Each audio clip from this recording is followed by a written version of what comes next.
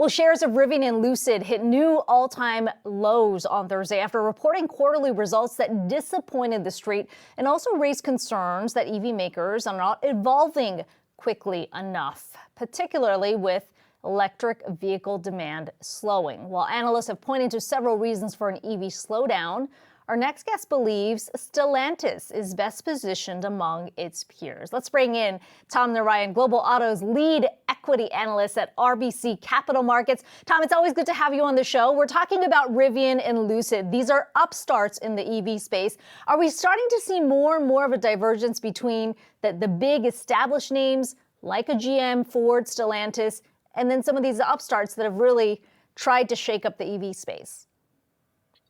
Yeah, that's actually the kind of the main question we've been getting all week, especially after those results is, thematically, there seems to be now a divergence between the kind of pure play upstarts, if you will, and the legacy OEMs. And we're starting to see that, the legacy OEMs, they do have an advantage here. They can produce ICEs and plug-in hybrids, which are now getting a lot of interest along with full electrics.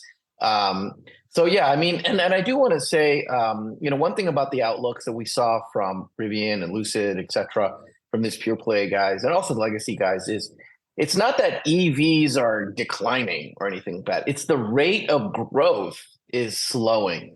And we're starting to see the early adopters who grabbed a very expensive Rivian or a Lucid for that matter.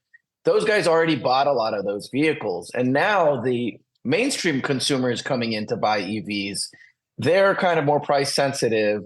That's where a lot of the demand is coming from now. And that's really what the legacy OEMs, the Stellantis, the GMs of the world are selling. So it's also a function of that. A lot of these kind of more affluent buyers, so to speak, have already bought their EVs.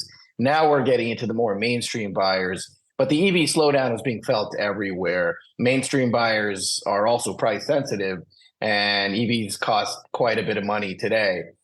So, those prices have to come down, and that will kind of benefit the whole industry, especially the legacy OEMs. Yeah, the differentiation there between slowing growth rate and declining sales, certainly an important one.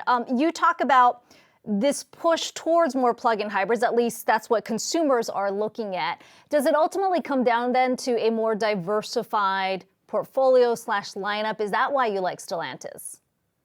Yes, exactly. So I would say Stellantis, Toyota notably, and to a lesser extent BMW are the car makers that early on, they chose to do a flexible architecture approach. What does that mean? On the same line that they make full electrics, they can also make ICEs and plug-in hybrids. So if there's more demand for ICEs and plug-in hybrids, they can just change and make more of those. So that's really why it's benefited a name like a Stellantis, like a Toyota, like a BMW, and why we favor those names that have more dedicated architectures that can only make full electrics now are facing some problems, right? Because all they can do is make BEVs. So if the demand for those slowed, it's not like they can switch and pivot and make plug-in hybrids. So yeah, that's probably one of the main reasons why we like a name like Stellantis. It looked like a mistake maybe to a lot of people a few years ago when they chose this approach, but now they're looking like the smartest kids in the classroom. And so, Tom, of course, we have to talk about some of the pricing strategies here, especially when you look at pure play EVs. You sort of almost saw this sort of race to the bottom a little bit with those price cuts. But when you're a Stellantis, where it's part of your ecosystem, are you under pressure then to compete on that level, or can you afford to keep your prices, higher, especially given you still have your ICE vehicles, which people would also perhaps like to see some more deals on? Yeah, that's a great point. That was we just had actually this Stellantis management on the road with us a couple of days ago. And this was the number one question they got is, can you maintain these really high pricing? And certainly some of this pricing probably has to come down. I mean, the pricing for them is up something like 40% in the past 3 years alone. But what we learned is that while pricing can come down, it doesn't necessarily mean that profitability suffers. The reason is right now dealerships give a pretty high incentive amount. So even though the MSRP is very high, the incentive is also high and the dealer kind of gets the credit for it. So what Stellantis wants to do is negotiate better with their dealers so they can come out with a lower MSRP, a lower sticker price, and a lower incentive from the dealer as well. So I do expect pricing to come down, but the other benefit Stellantis has is they're predominantly in the US at least, it's Jeep and it's Ram. These are premium products, very sticky consumer base.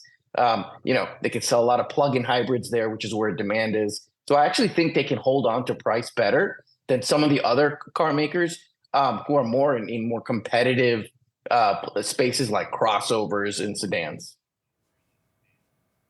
Tom, Stellantis CEO Carlos Tavares, one of many executives that have warned about the potential entry of Chinese EVs, particularly BYD, into the U.S. market. Elon Musk saying that if you don't have the tariffs in place, it's going to destroy other car makers. Carlos Tavares, on the other hand, saying, look, this is going to be significant, but we'd rather compete head to head. Is the threat that significant, or you think it's a bit overstated?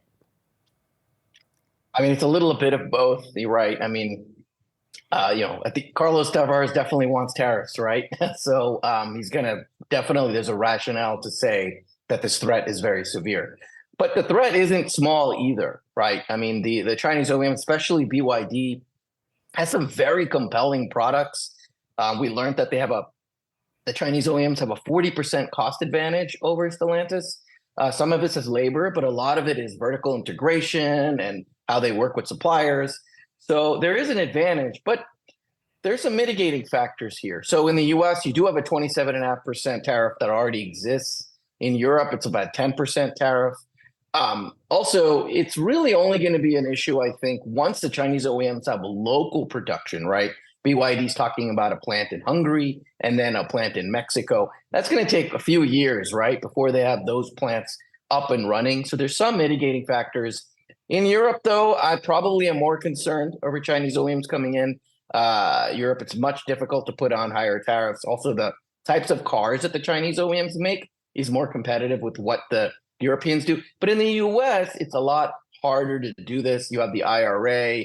There's a Trump administration. There's probably could be some restrictions there. Also, the Chinese make EVs predominantly, full electrics.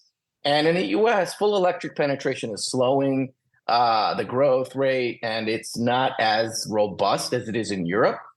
So, and also you have pickup trucks and SUVs where the Chinese OEMs aren't doing. So I'm less worried about the US for the Chinese threat, more worried for Europe. All right, I appreciate you taking the time to join us. Tom Narayan, Global Auto's lead equity analyst at RBC Capital Markets. Have a great weekend.